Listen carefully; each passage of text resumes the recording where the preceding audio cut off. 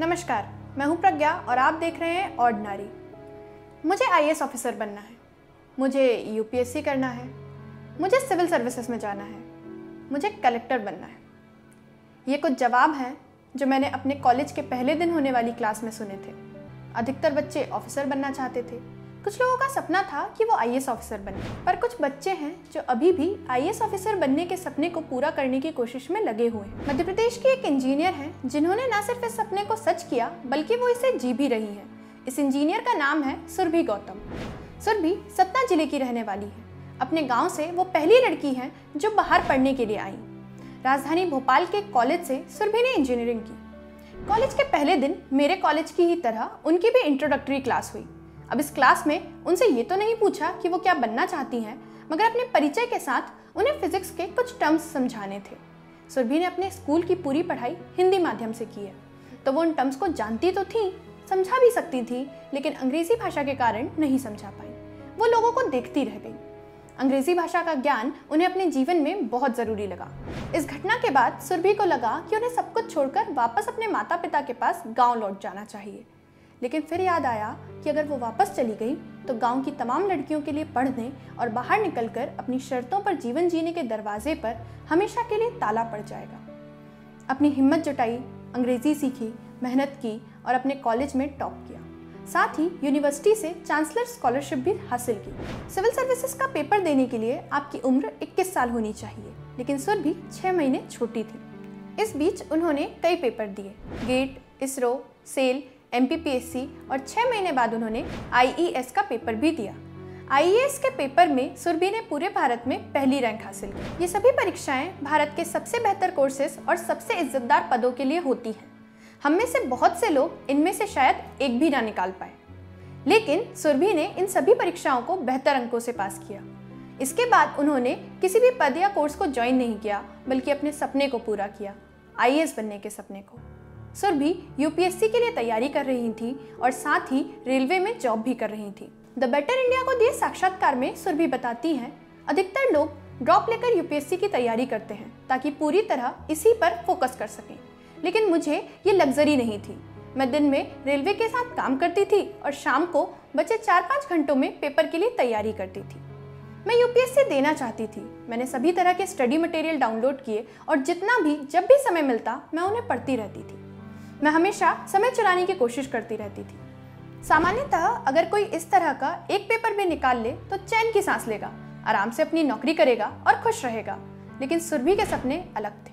उन्हें IAS officer बनना था, और वो इसलिए ताकि वो अपने गांव में बुनियादी सुविधाएं पहुंचा सकें, स्वास्थ्य सुविधाओं को बेहतर कर सकें, हर घर तक बिजली पहुंचा सकें।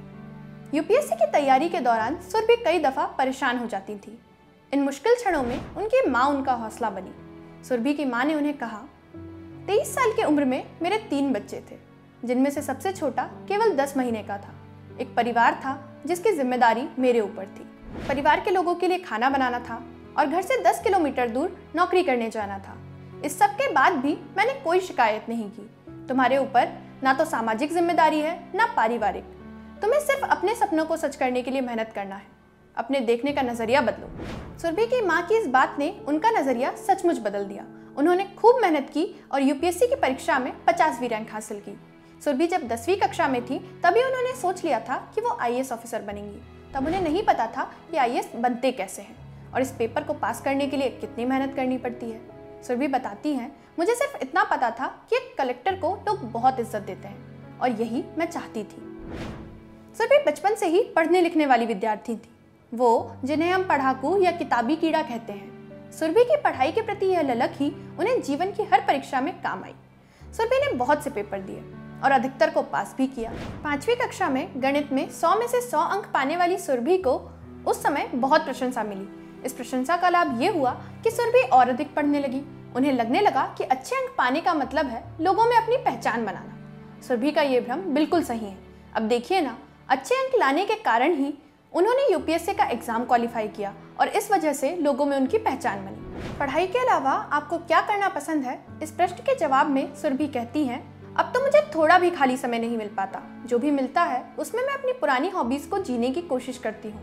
मुझे किताबें पढ़ने का शौक है, कविताएं लिखने का शौक है, कभी कभी ब्लॉग भी लिखती हूँ। लेकिन पिछले 1 साल से सब कुछ छूट गया है।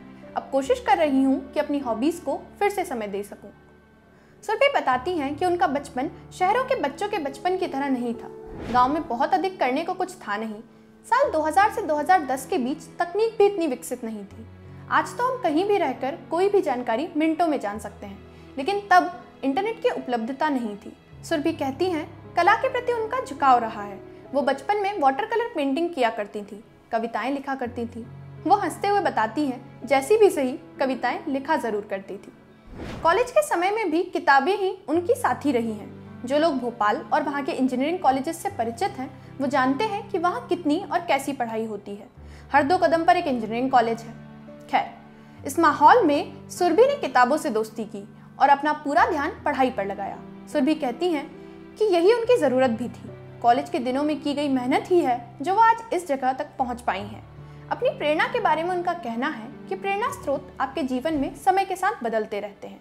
एक समय पर जो घटनाएं, जो लोग आपको प्रेरित करते हैं, ज़रूरी नहीं कि भविष्य में वो लोग, वो घटनाएं आपको उसी तरह प्रभावित करें।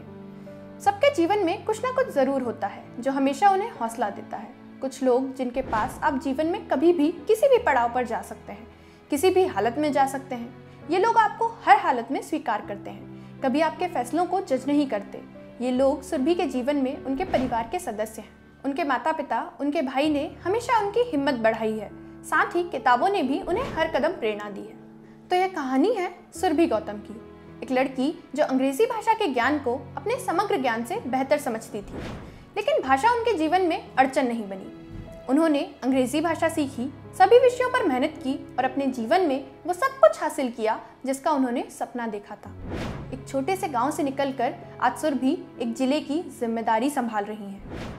आपकी एक कहानी तमाम लड़कियों और लड़कों को भी प्रेरित करेगी। हम सब सपने तो देखते हैं, लेकिन उन सपनों को सच करने के लिए मेहनत करना कोई आपसे सीखे। आपको यह वीडियो कैसा लगा हमें कमेंट बॉक्स में लिखकर बताइए। और ऐसे ही और प्रेरणादायक वीडियोस देखने के लिए हमारे फेसबुक पेज ऑर्डिनरी को लाइक करिए और हमारे यूट्यूब चैनल ऑर्डिनरी को सब्सक्राइब करिए। साथ ही बेल आइकन भी प्रेस कर दीजिए ताकि लेटेस्ट वीडियो की जानकारी आपको सबसे पहले मिले। धन्यवाद।